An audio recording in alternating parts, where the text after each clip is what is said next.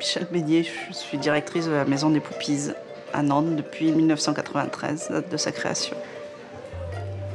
C'est une idée de soignant, c'est avec mon mari, on avait fait, lui surtout avait fait pas mal de choses pour l'enfant malade ou handicapé. Il a été un des premiers à s'occuper de la douleur de l'enfant, s'occuper de la mort de l'enfant.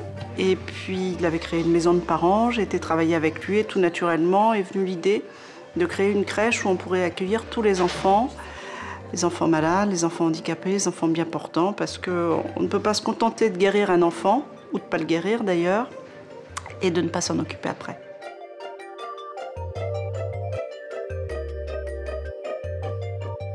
Michèle, c'est vraiment une femme de conviction, une femme de projet, une femme forte, parce que pour créer une structure comme ça, je crois qu'on a été quand même dans les premières structures créées en France. Je pense qu'elle est très très attentive aux enfants et c'est vraiment ce qu'elle souhaite, c'est le bien-être de chaque enfant.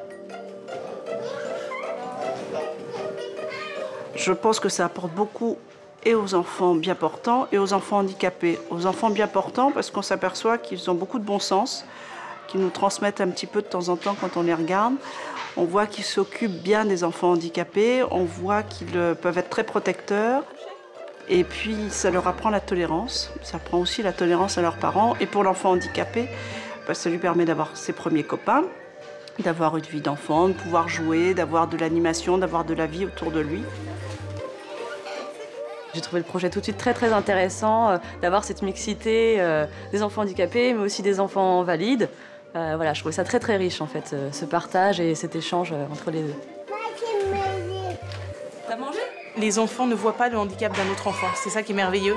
C'est que pour eux, il y a des enfants qui ont les yeux bleus, des enfants qui ont des jambes qui marchent pas bien, des enfants qui mangent, qu'on doit aider à manger, mais tout ça pour eux c'est la même chose. Et je trouvais ça très important qu'il puisse y avoir cet échange. Les structures pour la petite enfance, il n'y en a pas beaucoup pour les enfants lourdement handicapés. Et je pense que c'est un bien notamment pour que les parents retrouvent une vie au travail, se sentent réinsérés aussi dans la société, puisque socialement, la crèche, on se voit tous les matins, donc on a besoin de communiquer entre parents. Alors là, nous avons un nouveau projet qui va être plutôt basé sur l'intégration sociale et professionnelle des parents en difficulté. Parce que si on veut avoir des adultes qui soient à peu près bien dans leur tête, il faut que dès l'enfance, ils aient été bien pris en charge et qu'on aide parfois leurs parents.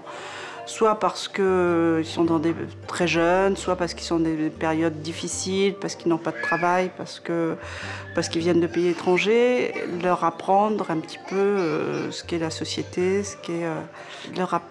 les aider à maintenir et à créer du lien avec leurs enfants.